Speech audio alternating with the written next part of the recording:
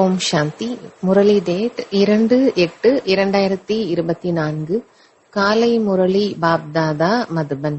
பாபா கூறுகின்றார், இனிமையான குழந்தைகளே, உங்களுடைய உண்மையான சன்ஸ்காரம் தூய்மை ஆகும். நீங்கள் ராவணனின் சகவாசத்தில் வந்து தூய்மை இழந்தவர்களாக ஆகிவிட்டீர்கள். இப்போது மீண்டும் தூய்மையாகி தூய்மையான உலகின் எஜமானர் ஆக வேண்டும். கேள்வி: அசாந்திக்கான காரணம் மற்றும் அதற்கான நிவாரணம் என்ன?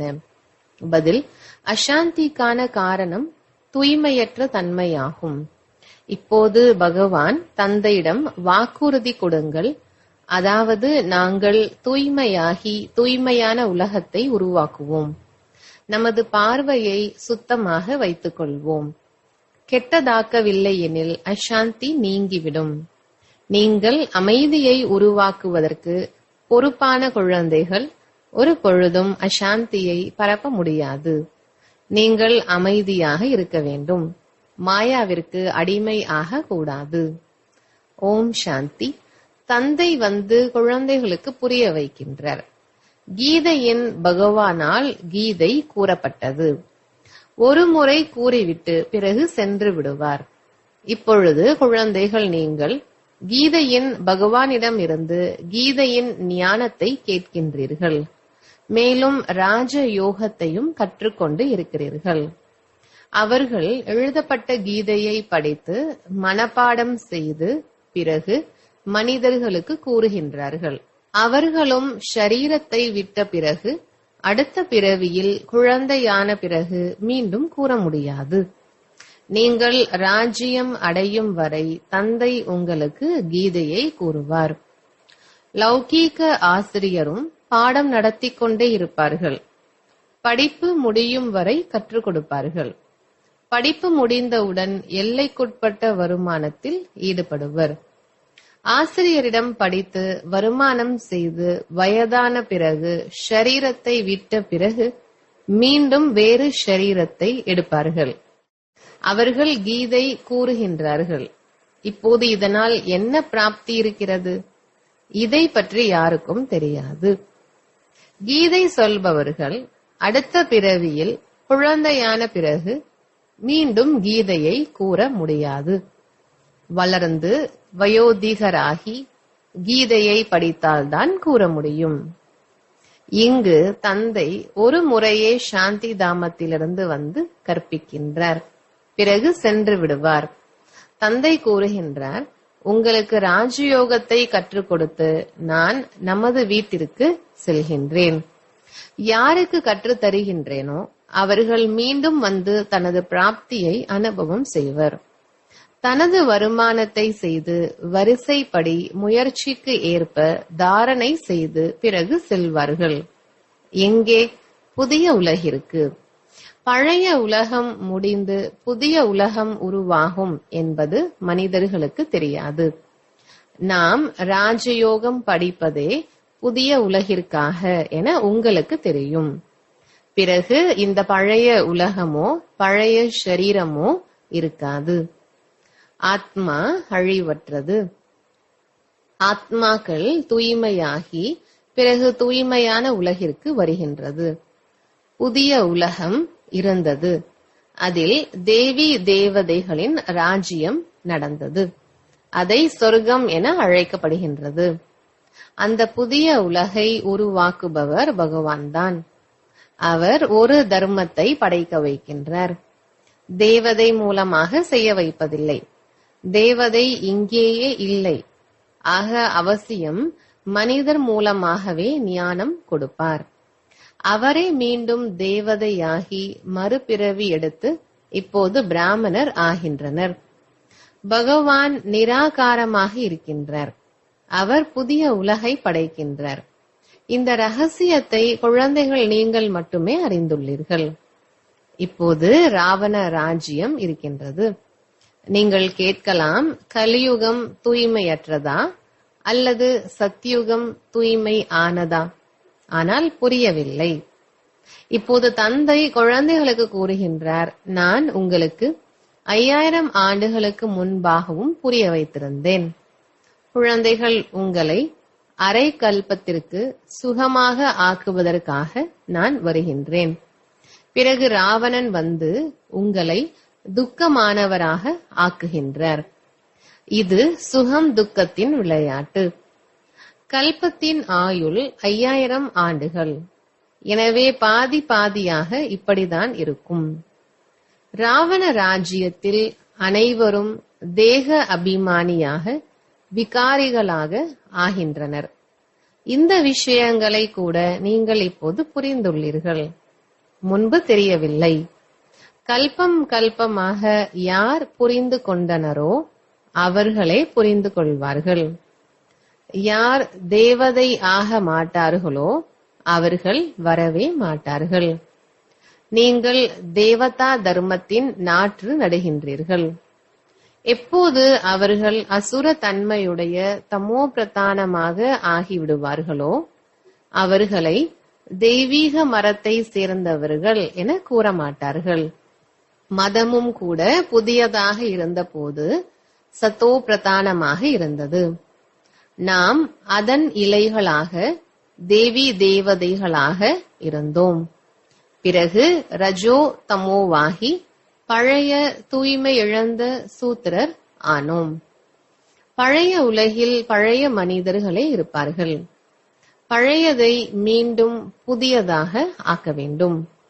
இப்போது தேவி தேவதை தர்மமே மறைந்து விட்டது. தந்தை கூறுகின்றார், எப்பொழுதெல்லாம் தர்மத்திற்கு களங்கம் ஏற்படுகிறது என்று சொல்லும் போது எந்த தர்மத்திற்கு நிந்தனை ஏற்பட்டது என நீங்கள் கேட்க வேண்டும். ஆதி சனாதன தேவி தேவதா தர்மத்திற்கு என அவசியம் கூறுவார்கள். அதை நான் ஸ்தாபனை செய்தேன். அந்த தர்மமே மறைந்து விட்டது. அதற்கு பதிலாக அதர்மம் ஆகிவிட்டது. எப்போது தர்மத்திலிருந்து அதர்மமாக வளர்கின்றதோ அப்போது தந்தை வருகின்றார். தர்மத்தின் வளர்ச்சி என கூற முடியாது. தர்மமே மறைந்து விடுகின்றது.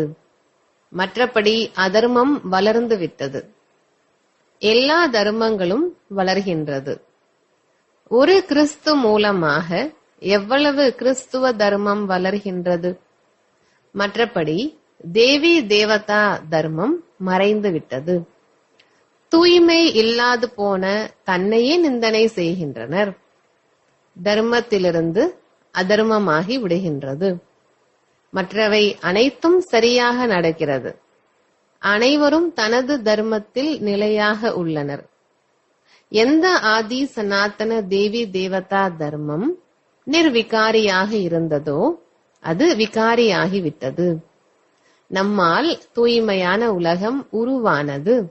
பிறகு அதுவே தூய்மையின்றி சூத்திரராக ஆகிவிடுகின்றது. அதாவது அந்த தர்மத்திற்கு களங்கம் ஏற்படுகின்றது. தூய்மையற்றவராக ஆகி தனக்கு நிந்தனை செய்விக்கின்றனர்.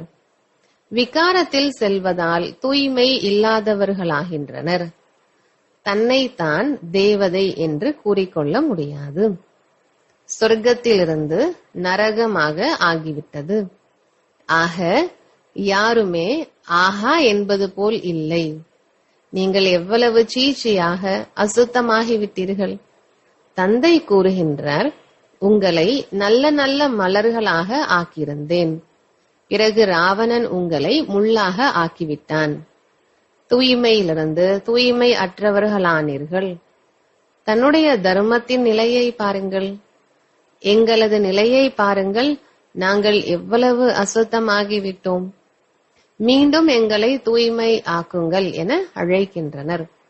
தூய்மையற்ற நிலையிலிருந்து தூய்மை ஆக்குவதற்கு தந்தை வருகின்றார். எனவே தூய்மையாக வேண்டும். மற்றவர்களையும் ஆக்க வேண்டும். குழந்தைகள், நீங்கள் தன்னைத்தான் பாருங்கள். நான் சர்வகுணம் சம்பன்னமாக ஆகிவிட்டேனா? எனது நடத்தை தேவதை போல் இருக்கின்றதா? தேவதைகளின் ராஜ்யத்தில் உலகில் அமைதி இருந்தது. இப்பொழுது உலகில் அமைதி எப்படி உருவாகும் என்பதை மீண்டும் உங்களுக்கு கற்றுக் கொடுக்க வந்துள்ளேன். ஆகவே நீங்களும் அமைதியாக இருந்தாக வேண்டும். அமைதியாக இருப்பதற்கான யுக்தியை கூறுகின்றேன். நீங்கள் என்னை நினைவு செய்வதால் அமைதியாகி சாந்தி தாமம் செல்வீர்கள். சில குழந்தைகள் அமைதியாக இருந்து மற்றவர்களையும் அமைதியாக இருக்க கற்றுக் கொடுக்கின்றனர். சிலர் அசாந்தி ஆக்குகின்றனர். தானும் அசாந்தியாகி மற்றவர்களையும் அசாந்தியாக ஆக்குகின்றனர். அமைதியின் அர்த்தத்தை புரிந்து கொள்ளவில்லை. அமைதியை கற்றுக்கொள்ள இங்கு வருகிறார்கள். பிறகு இங்கிருந்து சென்று அமைதி இல்லாமல் ஆகிவிடுகின்றனர். தூய்மை இல்லாத காரணத்தால் அசாந்தி ஏற்படுகின்றது. பாபா, நாங்கள் உங்களுடையவர்கள்தான். உங்கள் மூலம் உலக அரசாட்சி அடைவோம்.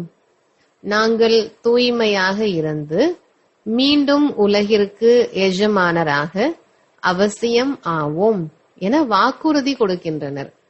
பிறகு வீட்டிற்கு சென்றவுடன் மாயா புயலை கொண்டு வருகின்றது.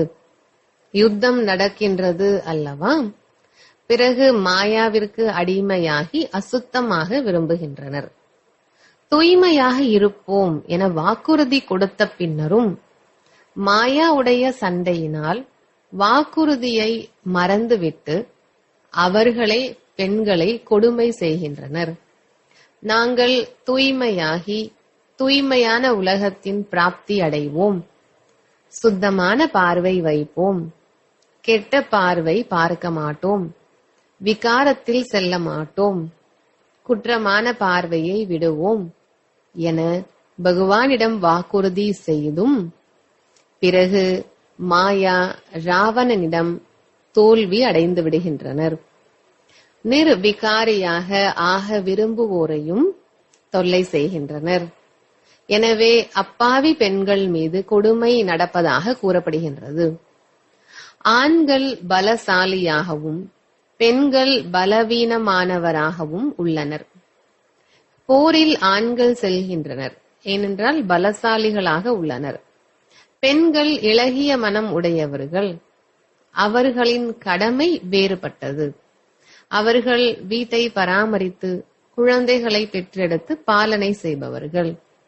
அங்கு ஒரு குழந்தைதான் இருக்கும், ஆனாலும் விகாரம் என்ற பெயர் இல்லை என்பதை தந்தை புரிய வைக்கின்றார். இங்கு சந்நியாசியும் கூட அவ்வப்போது கூறுகின்றார், அதாவது ஒரு குழந்தையாவது அவசியம் வேண்டும். கெட்ட பார்வை உடையோர் இவ்வாறு பொய்யான போதனை செய்கின்றனர். விநாசம் எதிரில் இருக்கின்றது, எல்லாம் அழிந்துவிடும். இக்காலத்து குழந்தைகளால் என்ன பயன் என தந்தை கூறுகின்றார். பழைய உலகை விநாசம் செய்யவே வந்திருக்கின்றேன். மற்ற விஷயங்கள் சந்நியாசிகளுடையது. அவர்களுக்கு விநாசத்தை பற்றி தெரியாது. இப்பொழுது விநாசம் ஆகும் என எல்லையற்ற தந்தை புரிய வைக்கின்றார். உங்களுடைய குழந்தைகள் வாரிசாக முடியாது. எங்களுடைய குலத்தின் அடையாளம் வேண்டும் என நீங்கள் தெரிந்துள்ளீர்கள். ஆனால் தூய்மையற்ற உலகத்தின் எந்த அடையாளமும் இருக்காது. தூய்மையான உலகில் இருந்தோம் என புரிந்துள்ளீர்கள். மனிதர்களும் நினைவு செய்கின்றனர், ஏனென்றால் தூய்மையான உலகம் இருந்தது, அது சொர்க்கம் என அழைக்கப்பட்டது. ஆனால் இப்போது தமோ பிரதானமாக காரணத்தால் புரிந்து கொள்வது இல்லை. அவர்களின் பார்வையே கெட்டதாக இருக்கிறது. இது தர்மத்தின் நிந்தனையாகும். ஆதி சனாதன தர்மத்தில் இப்படிப்பட்ட விஷயங்கள் இல்லை. பதீத பாவனரே, வாருங்கள், நாங்கள் தூய்மை இழந்து துக்கமாக இருக்கின்றோம் என அழைக்கின்றனர். தந்தை புரிய வைக்கின்றார், நான் உங்களை தூய்மையாக்கினேன். பிறகு மாயை ராவணனால் தூய்மை இழந்தீர்கள். இப்போது மீண்டும் தூய்மையாகுங்கள். தூய்மையாகும் போது மாயாவின் யுத்தம் நடக்கின்றது. தந்தையிடமிருந்து பிராப்தி அடைய முயற்சி செய்தார்கள். ஆனால் மீண்டும் முகத்தை கருப்பாக்கி கொண்டால் எப்படி பிராப்தி அடைவார்கள்? அழகாக ஆக்குவதற்கு தந்தை வந்திருக்கின்றார். எந்த தேவதைகள் அழகாக இருந்தனரோ அவர்களே கருப்பாகிவிட்டனர். தேவதைகளின் ஷரீரத்தை கருப்பாக்கிவிட்டனர். கிறிஸ்து புத்தரை எப்பொழுதாவது கருப்பாக பார்த்திருக்கின்றீர்களா? தேவி தேவதைகளின் சித்திரத்தை கருப்பாக ஆக்கிவிட்டனர். அனைவருக்கும் சத்கதி தரும் வள்ளல் பரமபிதா பரமாத்மா அனைவருக்கும் தந்தையாக இருக்கின்றார். பரமபிதா பரமாத்மாவை காப்பாற்றுங்கள் என அழைக்கின்றனர். அவர் கருப்பாக இருக்க முடியுமா? அவர் எப்போதும் அழகான, என்றும் தூய்மையானவராக இருக்கின்றார். கிருஷ்ணர் அடுத்த ஷரீரத்தை எடுத்தாலும் தூய்மையாகத்தான் இருப்பார். தேவதைகளை தான் மகான் ஆத்மா என கூறப்படுகின்றது. ஆக கிருஷ்ணரும் தேவதைதான். இப்போது கலியுகமாக இருக்கின்றது. கலியுகத்தில் மகான் ஆத்மா எங்கிருந்து வர முடியும்? ஸ்ரீ கிருஷ்ணர் சத்யுகத்தின் முதல் இளவரசராக இருந்தார். அவரிடம் தெய்வீக குணம் இருந்தது. இப்பொழுது தேவதையாக யாரும் இல்லை.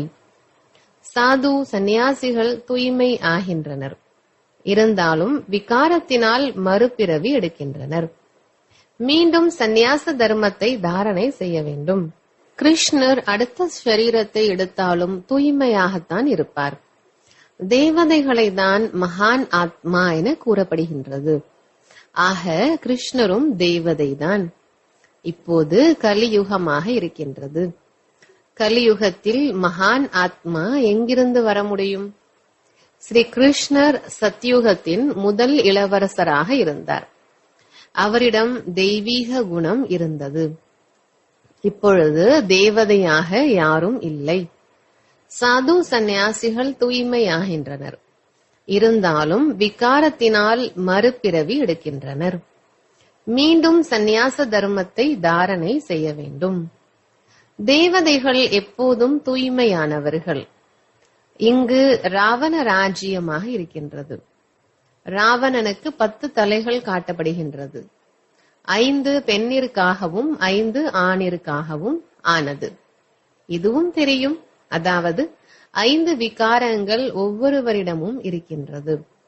தேவதைகளிடம் இருப்பதில்லை அல்லவா? அதுதான் சுகமான உலகம். அங்கும் ராவணன் இருந்தால் பிறகு துக்கமான உலகமாகிவிடும். தேவதைகளும் குழந்தைகளை பெற்றெடுக்கின்றனர். அவர்களும் விகாரிதான் என மனிதர்கள் நினைக்கின்றனர். தேவதைகளின் மகிமை சம்பூர்ண நிர்விகாரி எனப்படுகின்றது. அவர்களுக்கு பூஜை செய்யப்படுகின்றது. இதை பற்றி அவர்களுக்கு தெரியாது. சந்நியாசிகளுக்கும் அமைப்பு இருக்கின்றது. ஆண்கள் சந்நியாசம் செய்து அமைப்பை பெரிதாக்குகின்றனர். தந்தை மீண்டும் இல்லற மார்க்கத்தின் புதிய அமைப்பை உருவாக்குகின்றார். ஜோடிகளை தான் தூய்மை ஆக்குகின்றார். பிறகு நீங்கள் தேவதை ஆவீர்கள். நீங்கள் இங்கு சந்நியாசி ஆவதற்காக வரவில்லை. நீங்கள் உலகிற்கு எஜமானராக வந்துள்ளீர்கள். அவர்கள் இல்லறத்தில் பிறவி எடுத்து பிறகு வெளியேறுகின்றனர். தூய்மையே உங்களின் சம்ஸ்காரமாகும். இப்போது தூய்மை இல்லாதவர்களாகி விட்டீர்கள். மீண்டும் தூய்மையாக வேண்டும். தந்தை தூய்மையான இல்லற ஆசிரமத்தை உருவாக்குகின்றார். தூய்மையான உலகம் சத்யுகம் என்றும், தூய்மை இல்லாத உலகம் கலியுகம் என்றும் அழைக்கப்படுகின்றது. இங்கு எவ்வளவு பாவ ஆத்மாக்கள் உள்ளனர். சத்யுகத்தில் இந்த விஷயங்கள் இருப்பதில்லை. தந்தை கூறுகின்றார், எப்போதெல்லாம் பாரதத்தின் தர்மத்திற்கு நிந்தனை ஏற்படுகின்றதோ, அதாவது தேவி தேவதை தர்மத்தினர் தூய்மை இல்லாமல் இருக்கின்றனரோ, அப்போது தங்களையே நிந்தனை செய்கின்றனர். நான் உங்களை தூய்மையாக்கினேன், பிறகு நீங்கள் தூய்மை இழந்தீர்கள், எதற்கும் பயன்படாமல் ஆகிவிட்டீர்கள் என தந்தை கூறுகின்றார். எப்போது அவ்வாறு தூய்மை இல்லாதவர்கள் ஆனீர்களோ, அப்போது மீண்டும் தூய்மைப்படுத்த நான் வரவேண்டியதாகின்றது. இந்த நாடக சக்கரம் மீண்டும் சுழல்கின்றது. சொர்க்கத்திற்கு செல்ல தெய்வீக குணமும் வேண்டும். கோபம் இருக்கக்கூடாது. கோபப்பட்டால் அவர்களை அசுரன் என அழைக்கப்படுவர். மிகவும் அமைதியான மனநிலை வேண்டும். கோபப்பட்டால் இவர்களிடம் கோபத்தின் பூதம் இருக்கின்றது என சொல்வார்கள். யாரிடத்திலாவது ஏதேனும் பூதம் இருந்தால் அவர்கள் தேவதை ஆக முடியாது. நரனிலிருந்து நாராயணன் ஆக முடியாது. தேவதைகள் என்றாலே நிர்விகாரி. எவ்வாறு ராஜா ராணியோ அவ்வாறு பிரஜைகளும் நிர்விகாரியாக இருப்பார்கள். பகவான் தந்தையே வந்து சம்பூர்ண நிர்விகாரி ஆக்குகின்றார். நல்லது. இனிமையிலும் இனிமையான தேடி கண்டெடுக்கப்பட்ட செல்ல குழந்தைகளுக்கு தாயும் தந்தையுமான பாப் தாதாவின் அன்பு நினைவுகளும் காலை வணக்கமும். ஆன்மீக குழந்தைகளுக்கு ஆன்மீக தந்தையின் நமஸ்காரம்.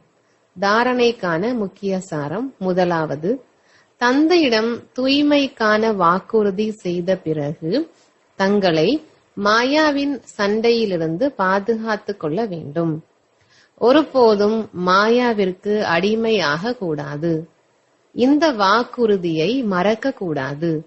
ஏனென்றால் இப்போது தூய்மையான உலகிற்கு செல்ல வேண்டும். 2. தேவதை ஆவதற்கு மனநிலையை மிகவும் அமைதியாக வைத்துக் கொள்ள வேண்டும். எந்த பூதத்தையும் நுழையவிடக் கூடாது. தெய்வீக குணத்தை தாரணை செய்ய வேண்டும். வரதானம். ஃபரிஷ்தா சொரூபத்தின் நினைவின் மூலம் தந்தையின் குடை நிழலின் அனுபவம் செய்யக்கூடிய தடைகளை வென்றவர் ஆகுங்கள். விளக்கம். அமிர்த வேளை எழுந்ததும் நான் ஃபரிஷ்தா என்பதை நினைவில் கொண்டு வாருங்கள். பிரம்மா பாபாவிற்கு பிடித்த இந்த பரிசு கொடுக்கும் போது தினமும் அமிர்த வேளையில் பாப் தாதா உங்களை தனது புஜங்களில் அமர்த்திக் கொள்வார். பாபாவின் புஜங்கள் மற்றும் அத்தீந்திரிய சுகம் என்ற ஊஞ்சலில் ஆடிக்கொண்டிருக்கின்றேன் என்ற அனுபவம் செய்வீர்கள். யார் ஃபரிஷ்தா சொரூபத்தின் நினைவில் இருப்பார்களோ அவர்கள் முன் எந்த பிரச்சனை அல்லது தடைகள் வந்தாலும் தந்தை அவர்களுக்கு குடை நிழலாக ஆகிவிடுவார். ஆக தந்தையின் குடை நிழல் அல்லது அன்பின் அனுபவம் செய்து தடைகளை வென்றவர்களாக ஆகுங்கள். ஸ்லோகன். சுக சொரூப ஆத்மா சுயஸ்திதியின் மூலம் பிரச்சனைகள் மீது எளிதாக வெற்றி அடைந்து விடுவார். நல்லது. சாந்தி.